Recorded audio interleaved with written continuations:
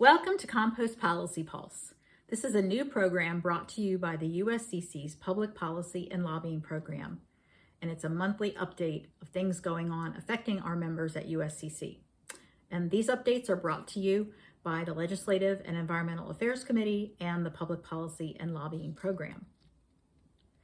We're excited to talk about the National Strategy for Food Loss and Waste, which was just released. But first, we'll hit a couple other highlights.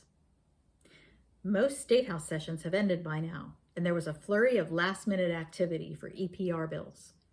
EPR stands for Extended Producer Responsibility.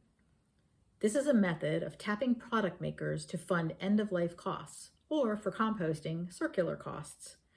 Whenever a bill proposes that these fees are assessed on certified compostable products, we are working to ensure that they address the needs of composting.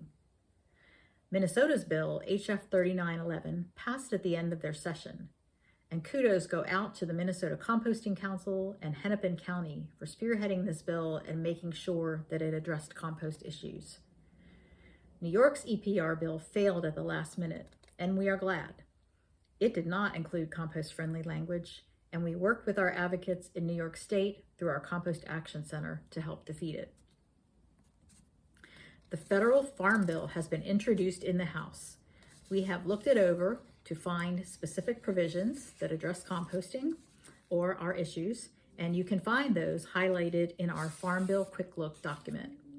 And note that the Senate bill's language has not yet been released. The House bill does not detail appropriations, but we're happy to say that the USDA compost and food waste reduction grants that have brought nearly $20 million into our industry since 2020 will be continued because the language made it in. We also worked hard to have language set aside for federal research into whether PFAS goes through compost and is uptaken into plants. And that research is listed in the language. In other interesting news, we have 6 USCC members working on August tours for federal legislators. There's still time for you to do this if you can set up a tour of your site. We have a kit and a recorded meeting at this link if you want to participate. The sooner you make your invites, the better.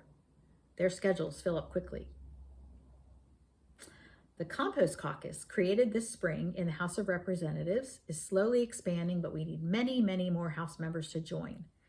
If you haven't already participated in our Compost Action Center campaign, you can invite your representative by going to the link shown here or at the end of the video.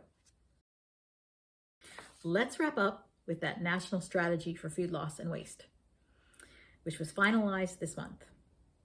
We had made quite a few comments last fall about composting strategies that we felt needed to be added, and we're glad to say some of them made it in.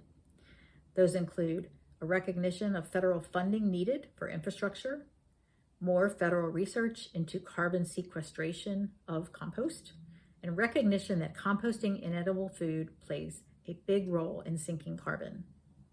Learn more about the strategy and composting specific recommendations at the links here. Thanks for listening, and we'll see you around the policy cooler in July.